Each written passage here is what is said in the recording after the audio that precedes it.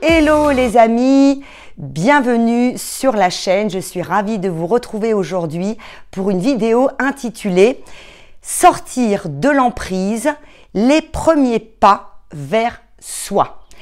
Donc, avant de rentrer plus en détail dans le sujet, si tu t'es arrêté sur cette vidéo, c'est que soit tu te trouves encore dans une relation toxique ou que tu viens d'en sortir et que tu as besoin de certains éléments de compréhension pour savoir ce qu'il t'est arrivé ou ce qu'il t'arrive en ce moment.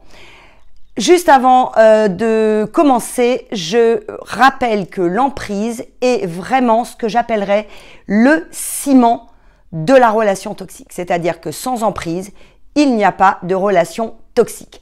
Reste bien jusqu'à la fin, je t'explique tout. Si tu me découvres aujourd'hui, je suis Anka et j'ai créé cette chaîne pour mettre à ta disposition un espace de connaissance, de partage, d'échange, de soutien et également d'action afin que tu puisses te libérer définitivement des personnes toxiques dans ton entourage ou dans tes relations, quelles qu'elles soient, afin que tu puisses vivre ta best life. Alors, on attaque directement dans le sujet de l'emprise. Comment se libérer de l'emprise? La première chose, c'est la prise de conscience. À partir du moment où un certain nombre d'interrogations vont te percuter, que tu vas peut-être échanger avec d'autres personnes, que tu vas faire des recherches, mettre un sens à ta réalité, à ta situation. La prise de connaissance, c'est ce qui déclenche la sortie de l'emprise. C'est le premier pas que tu vas faire parce que la prise de conscience va t'amener à la connaissance et donc va t'amener à la compréhension. Deuxième chose, il s'agit de couper ce qu'on appelle le lien traumatique, qui est en fait un lien de codépendance entre toi et ton ou ta partenaire qui est toxique.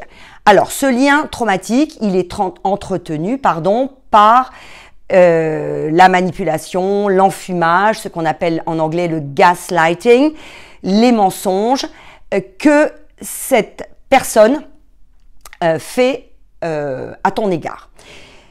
Donc, ce lien de codépendance que toi, tu as parce que tu portes en toi la codépendance en lien avec tes blessures et ton partenaire ou ta partenaire porte les mêmes choses. Donc, finalement, vous allez vous lier par deux problématiques qui sont similaires. C'est-à-dire le besoin de l'autre, le besoin de la validation de soi par l'autre. D'être et finalement de subir et d'accepter de subir l'influence qui vient de l'autre.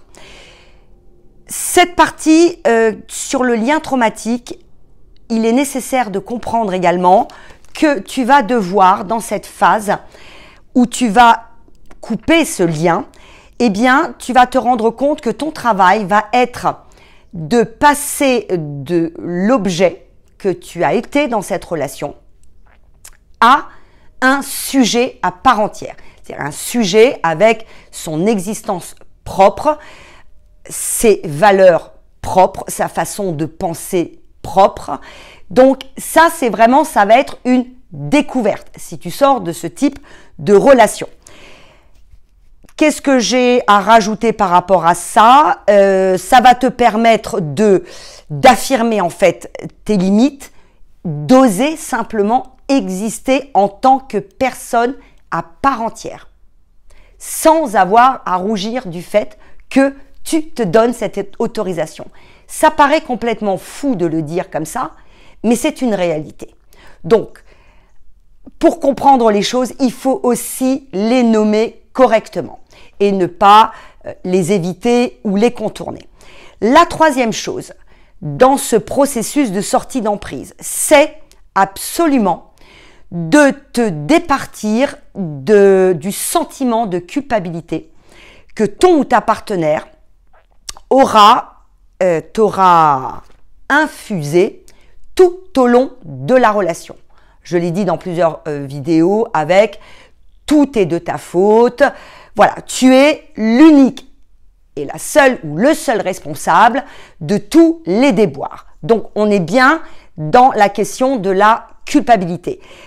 On peut comprendre et tu peux comprendre la culpabilité à partir du moment où tu mets un sens sur les phénomènes de projection, d'introjection, de mirroring, c'est-à-dire de fonctionnement en miroir dans la relation. Alors, la projection, c'est-à-dire que l'autre va projeter en fait sur toi tout ce que cette personne ne veut pas voir d'elle, ne veut pas accepter d'elle, ne peut pas accepter d'elle. L'introjection, c'est également, ça va plus loin que la projection, c'est-à-dire de te renvoyer ça vers toi, ce que je viens d'évoquer.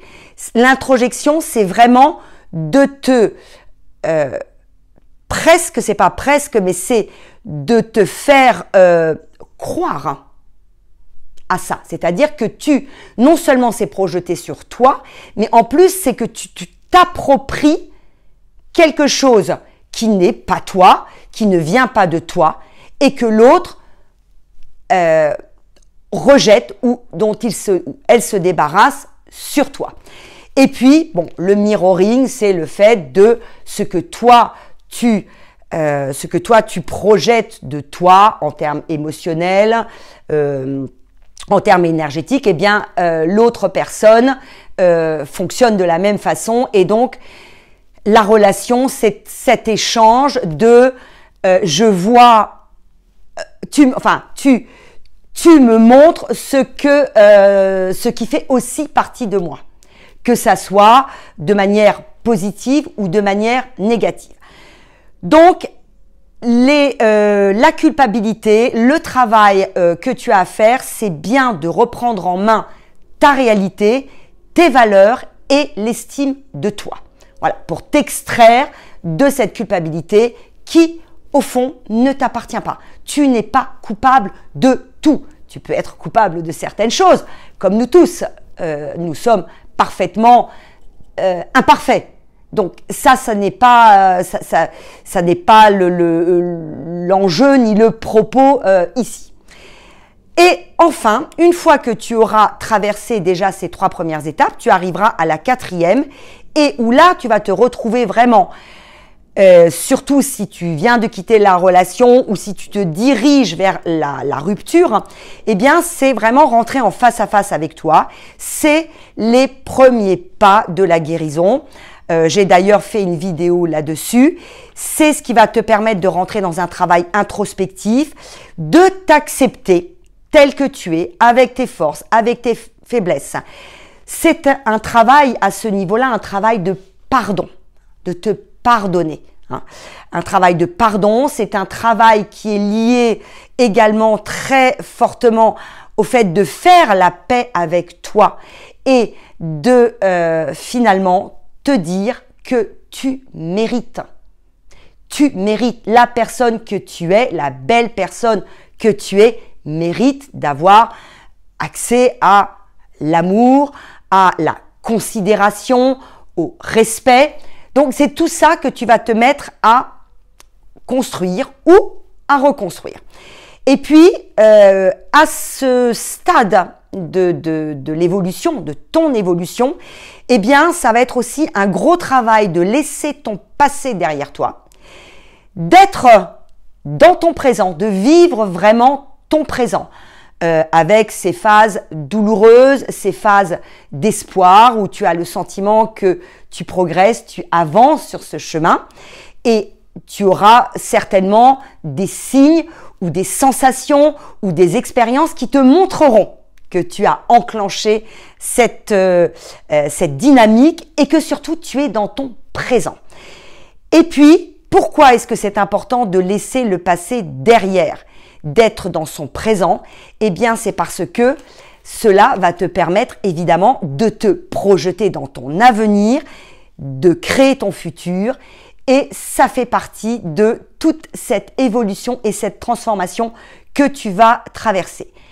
Je terminerai en te disant que ta préoccupation est maintenant de te mettre absolument au centre de ta vie, au centre de ton cœur. Et donc, tu vas commencer à ancrer t'aligner intérieurement, rayonner donc à l'extérieur et ce rayonnement qui est déjà produit à l'intérieur par ce travail va se manifester à l'extérieur et donc il va être viral, il va être communicatif. C'est-à-dire que ce rayonnement en termes d'aura va te permettre d'aimanter à toi des relations saines, des relations authentiques dans l'amour et c'est ce que tu mérites. Et dis-toi que si tu as compris tout ça, eh bien, tu es capable de le faire.